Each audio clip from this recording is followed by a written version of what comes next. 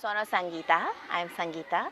Sono della India. I'm from Madras, Chennai, India.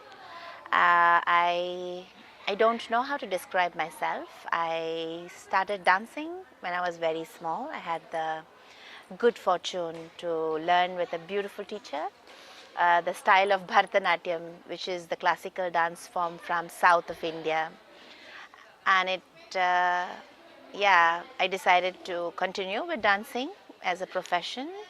And because both my guru, my teacher, and my mother were very, very socially inclined, from when I was small, I always danced in orphanages or an old age home or in the temple or in a public space.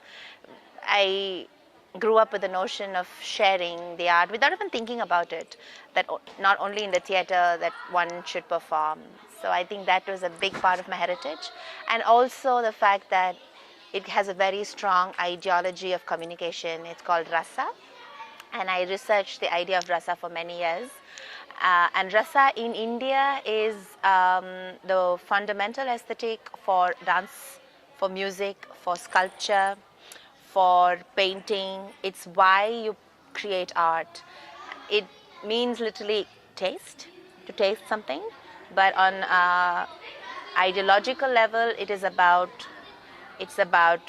could be as simple as communicating, or like communicating with myself, communicating with the audience, or communicating with the atmosphere, the universe, or whatever. So rasa is transcendence in its ultimate sense, but rasa can just simply be communication as well.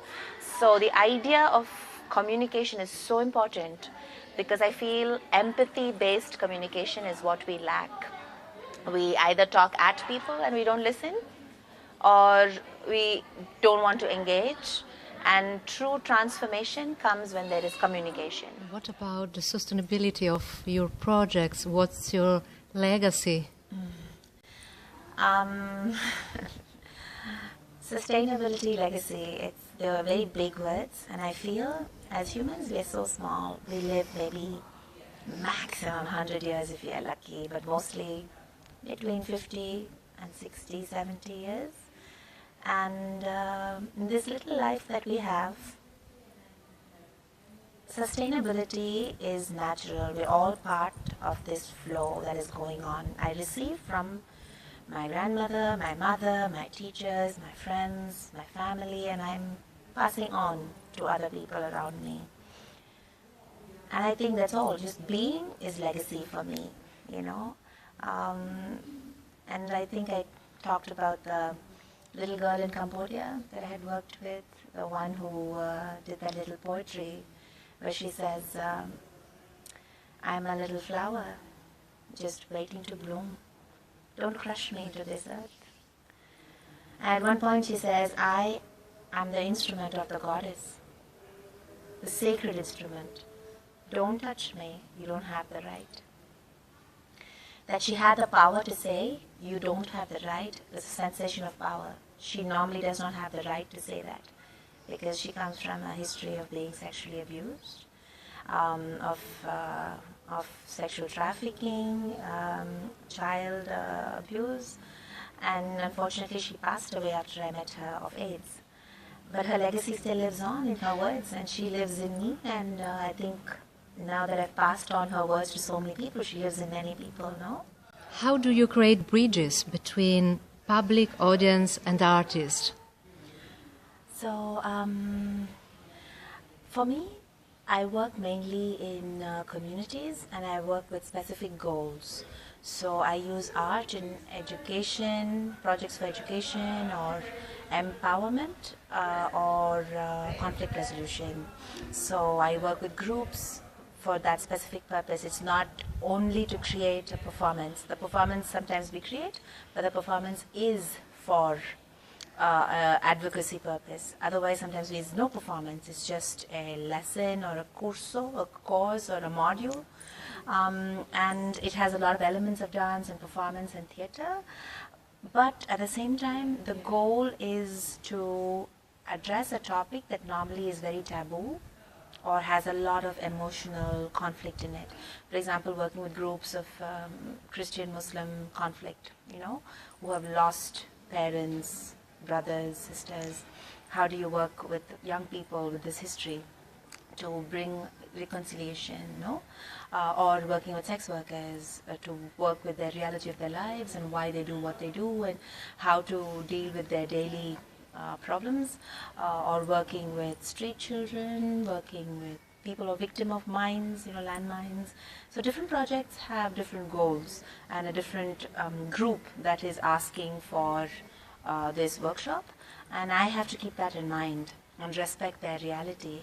And sometimes, like I said, there's a performative element when they want to show a part of that process to the general public, and then I love it because that's when their voices are heard, because normally nobody wants to listen to them. Who wants to listen to beggars in Cambodia who are no leg or no eye because of being victims of mines, landmines? Who wants to listen to street kids? Who wants to look at sex workers, unless you're like, oh, she's reformed? Who are we to say you should reform or not reform, right? What is change? What is transformation? So all these questions are what are brought about in the workshop, but I make sure that it's not addressed only like intellectual process. Okay, so I'm a sex worker and I have to now look at how do I find alternate livelihood because maybe I have HIV. I'm not going to sit and talk about it, and who am I to talk to someone in a different position, but I'm only here to facilitate a conversation and bring the group together to find their own solutions. And I keep that very strongly in mind. And I make sure I work on multiple levels: physical level, emotional level, also analytical, intellectual level, sensory level, and intuitive levels. The group can come together, create strong bonds, and create a brotherhood, sisterhood to become stronger even after I go away. So there are many reasons why I create performance or why we do these workshops, and I'm very conscious that I'm there as a catalyst, and I come from a very privileged position, but everybody knows that we're there to be non-judgmental of each other, to be empathetic for the position of the other, and that is my job. I have to create that space where I can say, you know what, I'm a Hindu, you're a Muslim, and I hate you. It happens.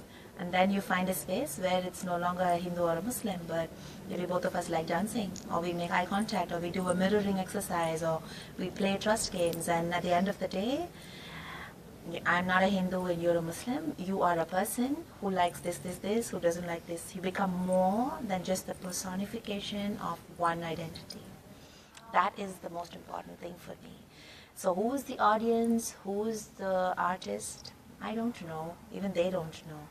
Because we're all in this game called life. And sometimes we are watching other people, and sometimes we are in the process of giving and showing.